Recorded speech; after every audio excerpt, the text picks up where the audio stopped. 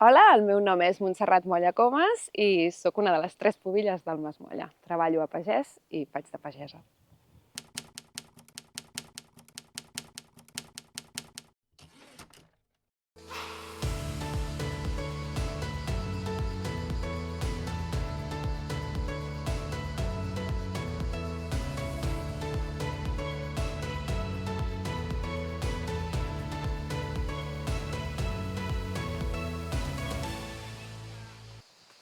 Calonge vol que l'ONU reconegui el seu patrimoni vitivinícola. De fet, aquí al municipi de Calonge hi ha unes 15 varietats úniques al món i aquí on ens trobem ara mateix, en aquest camp del Mas Molla, en trobem algunes d'elles. Per això avui tenim aquí amb nosaltres a la Montse Molla, que és una de les dones pilars d'aquest treball familiar de collita pròpia, de venda directa, no? d'aquí a Calonge. Bona tarda, com estàs? Bona tarda, molt bé. Explica una miqueta des de quan estàs vinculada en aquest món, si ja de seguida ja sabies que et voldries dedicar a això. Clar, jo, a veure, soc de casa de pagès, nosaltres un mas l'entenem com aquell lloc on te vius i treballes. Llavors, és clar, el que passa és que tu creixes en un ambient on el treball, la feina i la teva família és la mateixa cosa. La meva mare pot estar fent uns macarrons i arriba algú a comprar vi i ella surt a vendre i torna a entrar, i ara sóc jo la mare que surto en aquests casos, no? Llavors, no m'havia plantejat si volia treballar a pagès o no, però sí que és veritat que et vas fent gran, veus que tens alguna cosa a casa, que no vols que s'acabi, érem 3 noies en aquest cas. Quan va néixer la Neus, que era la petita, és la petita, la gent deia, ostres, una altra noia, no? Era com, ja està, el mas se'n va a pique perquè hi ha tres, hi ha 3 noies. I en el món de l'agricultura sí que s'ha viscut molt així, no? Les noies no continuaven, els masos els continuaven els hereus, no? I jo vaig estudiar agricultura, però sí que és veritat que un cop vaig ser allà, la branca de paisatgisme, de jardineria m'agradava moltíssim. Vaig tenir els meus dubtes, però vaig saltar a enologia i llavors ja va ser pura passió. M'agrada molt el món del vi i ja vaig tenir clar que ho volia seguir. I per tant, quin és el dia a dia aquí? Quin és el teu dia a dia? Clar, el meu dia a dia varia molt durant l'any. Heu de pensar que l'agricultura és estacional i, per tant, quan arriba la primavera són un tipus de feines, estiu una altra, tardor una altra, i són repetitives, però no és una feina com cada dia el mateix, sinó cada temporada el mateix. Llavors, ara l'estiu és de recol·lecció, ara estem collint tota la fruita de temporada, cireres, abricocs, préssecs, i estem anant als mercats municipals a vendre'ls, juntament amb ampolles de vi, però ara la reina és la fruita. I el vi, quan teniu més feina amb el raïm i tot plegat? El procés del vi és molt lent a l'hivern perquè és un temps de poda, és planta per planta anar podant, si una necessita doncs, més vigor li dones més braços, els que estan més petitons els n'hi dones menys, és una feina calmada, que si no l'acabes avui l'acabes demà. La temps de patir és ara, perquè si hi ha pluges, doncs a vegades s'han de tractar amb sulfat de coure o el bull bordelès, que diuen, o el caldo bordelès, que diuen aquí. Però un cop has superat aquesta etapa i ja s'han endurit les pells i han lignificat, ja pots dir que tens la collita salvada i esperar que madurin amb una certa tranquil·litat, que a vegades amb aquestes calors no tenim, i el setembre és com la recollida. Per això el moment més adorat a casa és l'octubre, perquè ja ho tenim tot recollit i és com, ja m'ha acabat. Sí, és com final de temporada, l'octubre. Aquest any ho veieu bé o no ho veieu bé? Estem patint, És que tenim una mica de dualitat. Per una banda ens ha plogut molt a la primavera, feia molta falta, els raïms han crescut però d'una manera espectacular, brots grossos, fulles pistatxo, una alegria.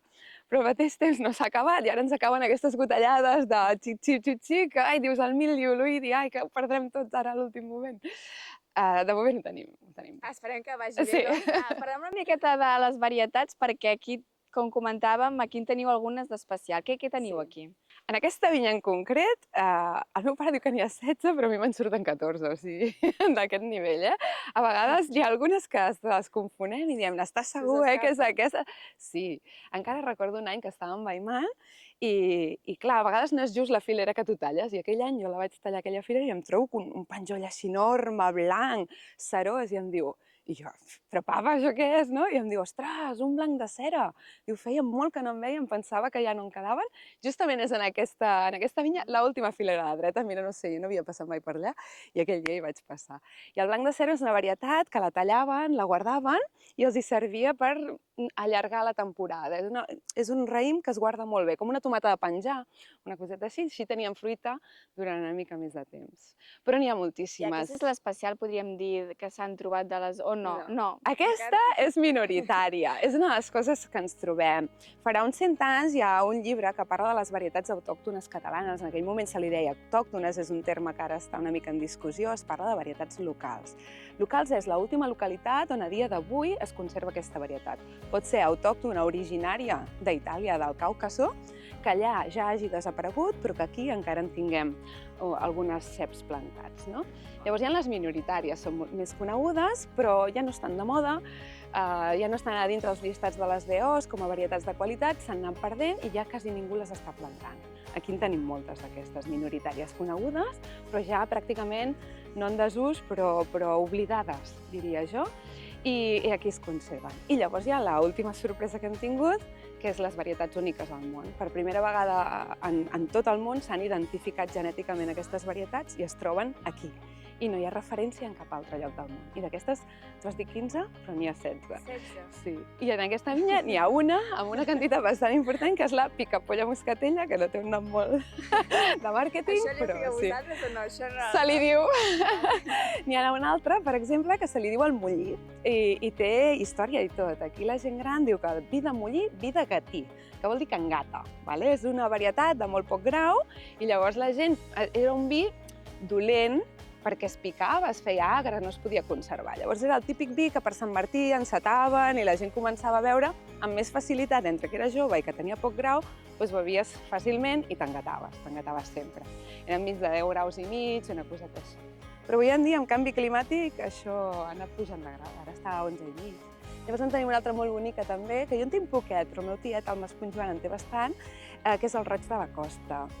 El roig de la Costa l'hem trobat en documents del 1300, 1400, no m'afegis dir exacte, em puc equivocar d'un segle, però el roig de la Costa era una varietat que se situava molt al litoral de la Costa Brava i avui en dia no està la denominació d'origen Empordà i en canvi aquí encara la coneixem com una varietat. El roig és conegut, o sigui, uns en tindran més, altres en tindran menys de plantada, però és una varietat coneguda, amb molta acidesa, amb poc grau també, són d'aquestes de poc grau. I és bonic perquè la té més o menys tothom la tenia com una varietat molt normal, que diem aquí, però llavors l'analitzes genèticament i et surt únic al món, ningú més l'està conservant. I això us ho esperàveu? Us ha sorprès? Sí i no. O sigui, si vam fer l'anàlisi és perquè ja sospitàvem. És bastant fàcil d'arribar a aquesta conclusió. Al final, l'agricultura a dia d'avui no és l'agricultura que els pagesos de Calonge estem conservant. Aquí és una agricultura de pagès petit, de venda directa, que tu deies al principi, i per tant això significa que tu empaltes les teves pròpies varietats, ja sigui de vinya, com els abricocs, els préssecs, en petites quantitats. Això avui en dia ja, fora d'aquestes muntanyes, es pot dir que no existeix. L'agricultura és monocultiu, anem a fer en grans quantitats aquest tipus de préssec o aquest tipus de pera, la collim tota i la gran distribuïdora farà la distribució. I en varietats de raïm passa el mateix. Tempranillo en quantitats molt grans i llavors la gran indústria l'elabora i llavors fa la venda d'aquesta varietat, que la veritat, són varietats molt ben escollides. El Cabernet, el Merlot, el Chardonnay, la Garnatxa, el Tempranillo, la Carinyena, són varietats de bon color, de bona estructura, de bon taní, de bona acidesa, de bona producció. Clar, tot el que no era això ha quedat en l'oblit, però aquí no. Per una senzilla raó. Aquí el pagès, quan empalta una vinya nova, li sap com greu perdre les de l'avi. Ostres, és que és la vinya del pare, és la vinya de l'avi, doncs, bueno, n'agafo unes quantes fleques. És emocional, poder, no? I més... A mi meu pare va dir, fem el que ens dona la gana, però una mica per aquest esperit de dir, estic a casa i coitals, la Déu que facin chardonnay si volen, que jo soc a casa i jo vull fer això, que és el de l'avi, i és el que jo conec, no? Però clar, quan tu comences a voltar el món, veus que a tot arreu hi ha les mateixes varietats i que tot el que tu tens a casa no ho has sapigut veure enlloc més, dius, ostres, poder tenim alguna cosa especial. Anem a llistar-ho. La primera idea era, com a Fundació Remença 21, que som tots els pagesos, més gent de l'entorn, que que gent del món no pagès, vull dir, gent que treballa en diaris, en hospitals i en altres coses. O sigui, al final, la idea nostra era anem a llistar-ho i a veure la biodiversitat que tenim. Ara, 16 varietats úniques al món, ha sigut una medalla a aquesta gent gran que per tossuderia, per rebeldia, digue-li com vulguis, va tenir aquelles ganes de dir no, però això segueix. Sí, això ho conservem. Per tant, la manera que ha canviat el món de l'agricultura, del cultiu, vosaltres entenc que ho heu seguit conservant en aquest sentit. Clar, la manera nostra de treballar és de... Ostres, clar, Mas Moll és de 1338. Jo no vull dir que estic fent el vi com a l'edat mitjana perquè et seria irreal, no? Però, és clar, al final l'última ampliació del celler és del 1882 i hi ha vinyes plantades en filosofia del meu besavi. Estic parlant del segle XIX. Els últims 200 anys es treballava d'aquesta manera. Es feia oli en petites quantitats, les oliveres encara estan al mateix lloc que es va plantar el meu avi. I una figuera aquí, i una olivera allà mig, i els fruiters al costat. Els préssecs de vinya es deien de vinya perquè estaven plantats a la filera de la vinya.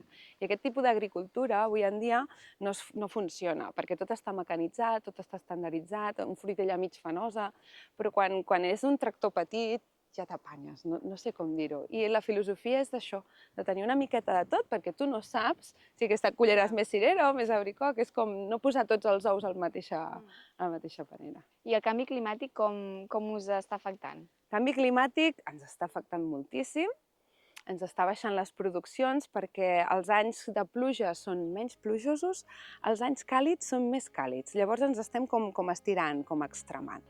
El que passa és que jo sempre sóc l'optimista de la família. Si parles amb el meu pare et dirà això és un desastre, mai ho havia vist, jo tinc 79 anys i això, aquestes calors, aquestes temperatures, no ho mai vist. Però sí que és veritat que crec que la manera com nosaltres estem funcionant és l'òptima en direcció a superar canvi climàtic. I et diré molt fàcil per què. La primera és varietats. A nivell de varietats, si tu només tens un clon de garnatxa o un clon de tempranillo i aquest clon que tu estàs produint en hectàrees i hectàrees i hectàrees en el teu terreny o en el teu país no s'adapta, tu has de replantar-ho tot. Aquí es funciona d'una manera diferent. Aquí tenim biodiversitat, per tant tenim moltes cartes. I jo ara en aquesta vinya puc veure que hi ha varietats que s'estan portant millor en aquest canvi climàtic i d'altres que les estan patint més. Llavors puc veure molt bé quines varietats aguanten aquests canvis. I tinc més joc, perquè tinc varietats com el Mollí, que abans es descartava perquè estava a 10 graus i mig, però ara el tinc a 11 i mig. I ara és una varietat molt interessant. En canvi, varietats que abans estaven a 15 o a 16 graus, ara estan a 17, és massa elevat. Llavors ara són varietats que les hauria de descartar. Però potser senzillament el que farem serà canviar copatges. O sigui, ara, si he de fer una nova vinya, el que faré serà agafar més proporció de les varietats que aguanten millor aquests canvis climàtics, però no perdré les altres perquè qui sap d'aquí és com molt lent. Jo estic treballant amb les vinyes del meu avi i del meu pare. Quan jo planto una vinya, jo estic pensant d'aquí 30 anys estarà en el seu màxim esplendor, més productiu, qualitat, equilibri, i d'aquí 60 estarà en el seu declive. Però clar, d'aquí 60 anys, ostres, si jo en tinc 40, suma 60, potser arribo als 100, però molt probablement no ho veuré, no? Llavors, estàs pensant en una altra generació, no és plantar un enciam i l'any que ve ja ho veurem, no, és que jo estic plantant les vinyes dels meus fills i dels meus nets. Però bueno, diu que vol ser futbolista, vull dir que... Ja ho veurem. Sí. Ostres, pobra, encara no li vull posar aquesta pressió a sobre. Volia parlar també del tema de la sostenibilitat i l'enoturisme, que són dos conceptes que últimament estan molt de moda. Com ho veus? S'ha de tirar cap aquí, no? Jo l'enoturisme el faig perquè és una d'aquestes coses que m'hi he trobat. O sigui, jo mai em vaig plantejar, vaig ensenyar al celler i a dir com faig el vi. Venia gent i em deia, ostres, clients de casa, ostres, que li he parlat molt a un amic meu d'aquest celler, que li podries explicar com ho feu i tal. I jo ho explicava, supercontenta, em feia il·lusió que vingués gent nova, i al cap de mitja hora arribava una altra persona, i al cap de mitja hora arribava una altra persona, i al final no foties res en tot el dematí. O sigui, treballar, no treballàvem gaire, els préssecs per collir, saps? I deies, ostres, no pot ser. I ens vam haver d'organitzar per supervivència, O sigui, va ser, doncs, vale, els dissabtes al dematí ho fem en català, ara tenim molt molt de gent estrangera. Ara els dimecres i els dijous, com que no s'ha d'acollir perquè l'endemà no hi ha mercat, doncs és el dia que fem servir per fer aquests tastos i la veritat que molt contents perquè sempre està ple. Per tant, té futur això, a la gent li interessa aquest món i de moment... Jo crec que l'enoturisme és aquell primer moment, almenys per nosaltres, per entendre bé la feina que tu estàs fent. Perquè no és el mateix provar un vi a cegues que entendre tota la història, tot el patrimoni que hi ha darrere. Tu pots provar una d'aquestes varietats superrares, et pot agradar molt, no et pot agradar gens. Però si saps que és una varietat antiga, que ha sigut conservada per moltes generacions, que és l'últim lloc on encara ho pots trobar, ostres, potser te la miraràs amb uns altres ulls, que siguin amb una mica més de carinyo, saps què vull dir? I ja per acabar volia parlar les dones en el món vitivinícola, en el món de la pagesia. Comentaves al principi, no?, que tu vas començar a estudiar això i deia, no sé, és una dona, tres dones a la família. Sí. No sé si heu tingut entrebancs, heu hagut de renunciar a alguna cosa. Entrebancs, pròpiament dit, jo et diria que no. Sí que és veritat que quan jo estava estudiant la carrera eren menys de la meitat, seguríssim. Enologia potser ja era una proporció com meitat-meitat, però sí que és veritat que s'enfocava molt com que la noia estaria al laboratori, el noi treballa més a camp, perquè molts dels que surten de la promoció no tenen una casa on anar a treballar, sinó que aniran a treballar a un celler gran i molt probablement el que estarà fent la visita neoturística o al laboratori serà noia i el que estarà a camp podant serà noi. I això te n'adones quan vas a una fira. Tu puges a dalt d'un tractor i la meva germana, que és superpetita, no li arriben els pedals al peu. Dius, bueno... Per tant, hi ha coses que no estan fetes per les dones. No estan fetes per nosaltres, però una cosa tan senzilla com els tirants d'una desbrossadora. Perquè tu tens tetes. Això es pot dir per la tele? Les dones tenen tetes. I llavors, esclar, tu poses les tires i les tires molesten. O sigui, què costa creuar-los per davant i no per darrere? Ho heu pensat mai? No? O agafes una tisora elèctrica. No, això ho heu de reivindicar vosaltres. Clar, jo li vaig dir a un dels comercials i es va quedar així en plan, clar, teniu tetes. I va ser com, sí, benvingut a la feminitat. Són coses molt senzilles. O les tisores elèctriques, te les proves i el cinturó l'apretes al màxim i et va gros, perquè s'imaginen persones superenormes, supergrosses, o no t'arriba el dit al gatell, i dius, i no teniu una talla S? No? I no la tenen talles grosses de tot, i perquè s'imaginen uns tiarrons allà treballant la terra, i dius, no, si jo vull una tisora elèctrica és perquè sóc una noia i puc treballar a la terra, perquè hi ha una tisora elèctrica i no fa falta ser forta. Però clar, si no me la fas de la meva vida, segueixes posant-me una barrera d'inconsciència total, perquè com que no en són conscients fins que no tenen una persona davant que els està dient no arribo amb el dit, o no arribo amb el peu a l'embrague, no? Llavors, mica en mica, Vull dir, no sé si teniu alguna associació en què podeu reivindicar o alguna cosa.